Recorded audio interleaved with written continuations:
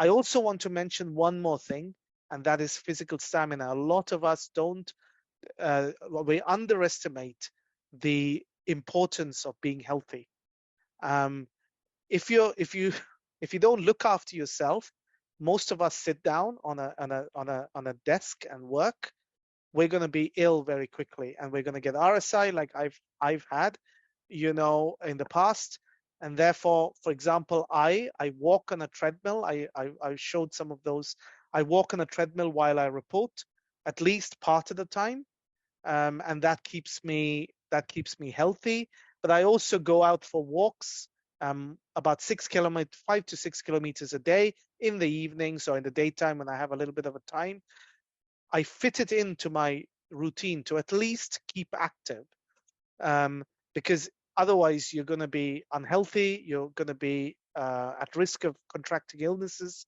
You're going to compromise your immune systems, and in the process end up having a shorter radiology lifespan than you could. I mean, potentially you could work till you're 80 as a radiologist. You may not want to, but you could if you are healthy enough to do it. And if you do it well, that is all going to help you, keep. I want to say something from my own experience. My dad was one of the top scientists in India at one time. He was a physicist, but around the age of 70 and until between 60 and 70, when he was retired, he used to go out and be involved in helping PhD students to succeed. But then at age 70, I have to be honest here. I said to him, "Why are you doing all this for free?" And that was probably one of the biggest mistakes. He gave up the contribution he was making to his physics field, and he ended up deteriorating and actually ended up with dementia, and sadly did pass away about 2 years ago. And I have to say that it was, if he had kept healthy, if he had kept, then things might have been different potentially. So let me just stress that a little bit. That is part of success, I think, personally. It might not be to you, but I'd like to encourage you to think that health is an important part of success. I don't know how many of you agree with me there. If you do, just put a yes in the chat box. But good radiology, being a consultant radiologist, a good radiologist, being having enough cash to do the things you want to do, to have enough to give to the next generation, and to be healthy so that you're there for the next generation, I think is quite important. And that's part of success. And I'd like to submit that to you to add into your success roadmap, if you like. Okay. Now, some desirable traits for radiology success, I think, is clinical training. And I know a lot of people, especially abroad, they go straight into radiology after medical school. I'd like to recommend that if you can get some experience in medicine, even just by talking to colleagues and going to the wards, or maybe doing a locum here and there, or contributing in some way to general medical knowledge, that will make you a better radiologist. I think it's a desirable trait to be innovative and to be determined, and always think, how can you improve whatever you're doing? Organizational skills will make you much more efficient. Having a single-minded focus. So getting a coach here is quite helpful to get you to hold you accountable.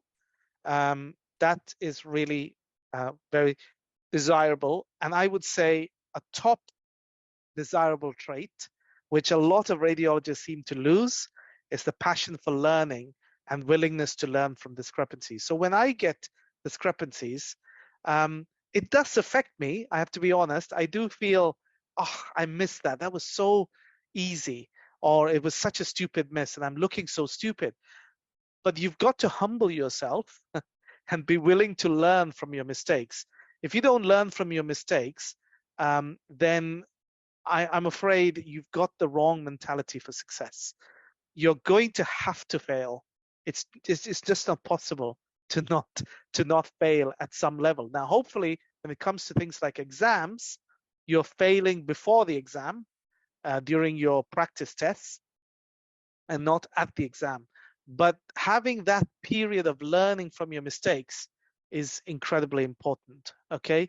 So I just want to give you a few things, for example, organizational skills.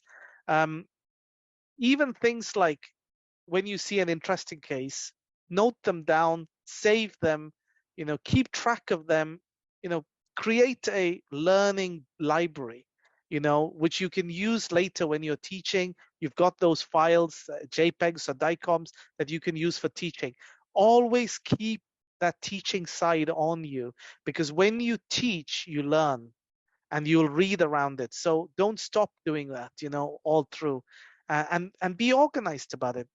Regularly when you see a case in your hospital that you'd like to save, write it down, save it straight away. Put it into a CD or get your PACS manager to anonymize it and save it, because that will help you later to become a good teacher, and you'll have the stuff that you need.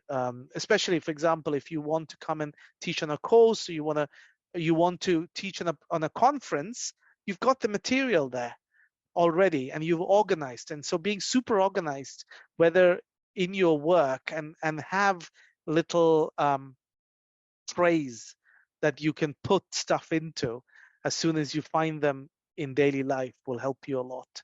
Okay. Okay, let's move on now.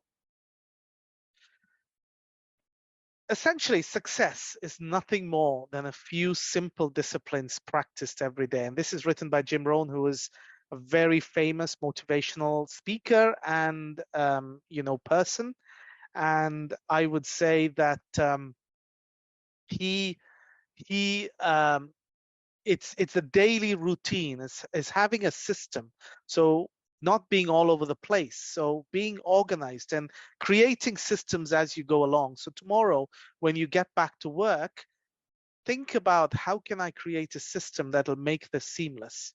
Whether it's when you're reporting, you see a phrase that you use more often, make it into a phrase code that you can just dictate and it comes up with the whole sentence.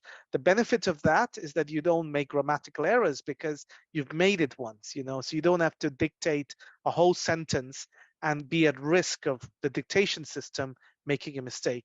I'm hoping that in the new year I can do a whole series on making teleradiology work for you or radiology work for you. But I'm just giving an example of something that you can do. You see a teaching case I mentioned earlier, save it and put it into a system straight away. Don't just write down the number because you lose that sheet of paper. Transfer it straight away. It takes, today, for example, I saw a case.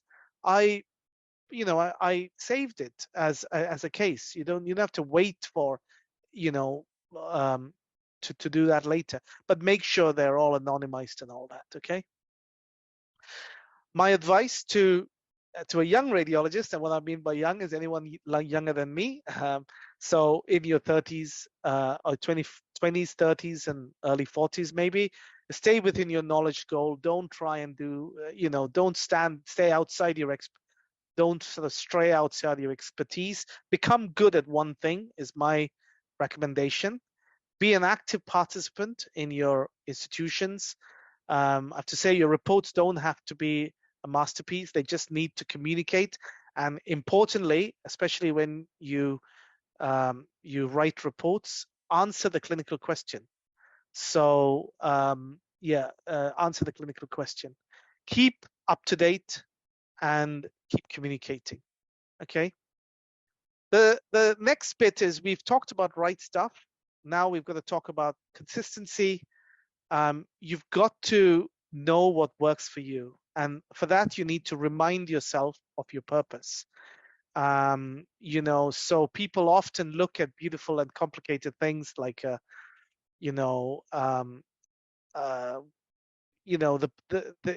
remember the goal is not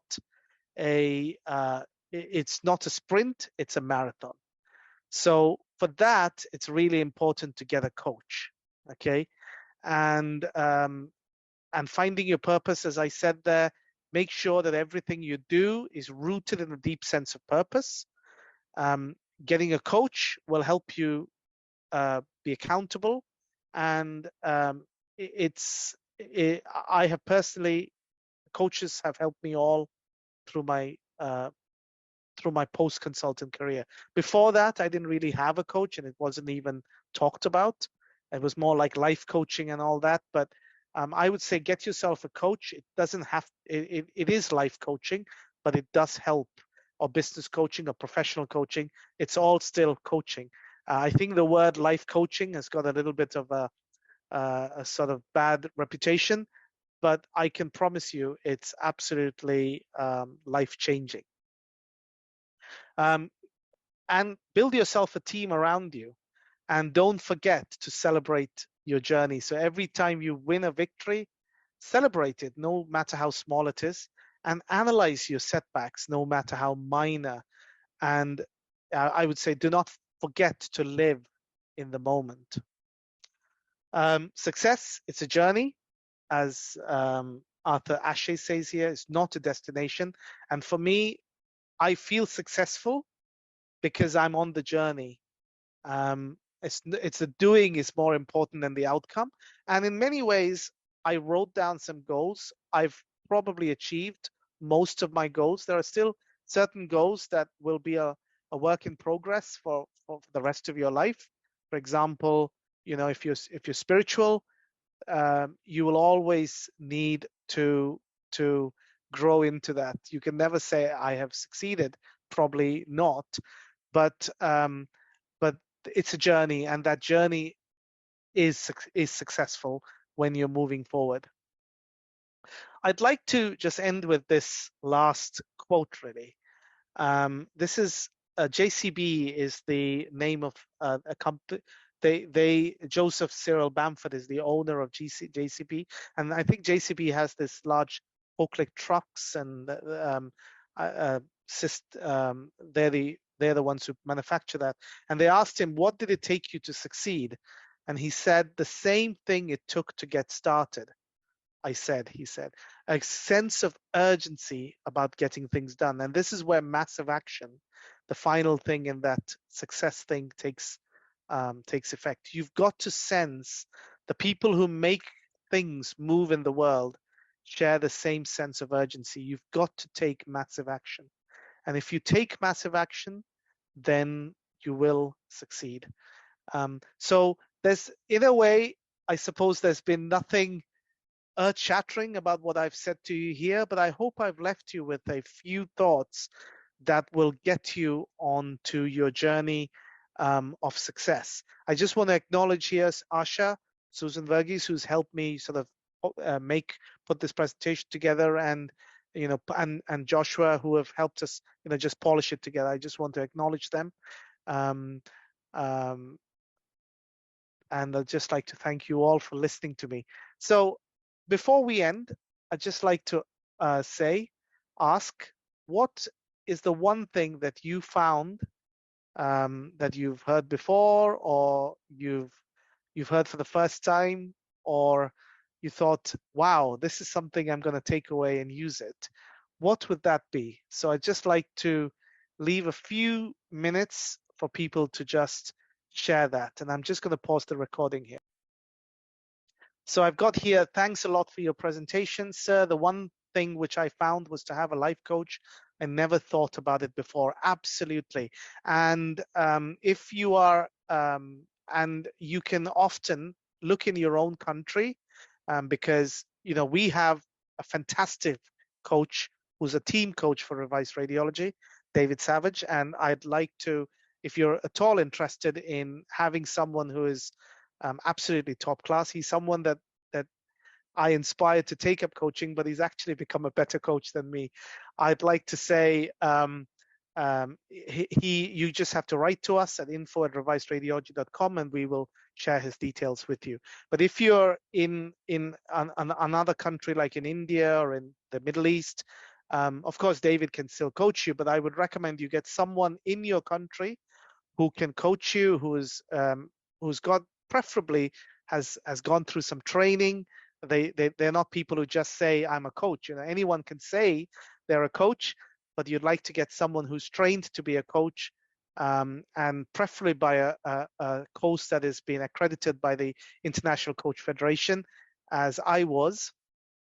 To get someone like that, there could be some team coaching programs as well, but I'm sure you will be able to find a good coach.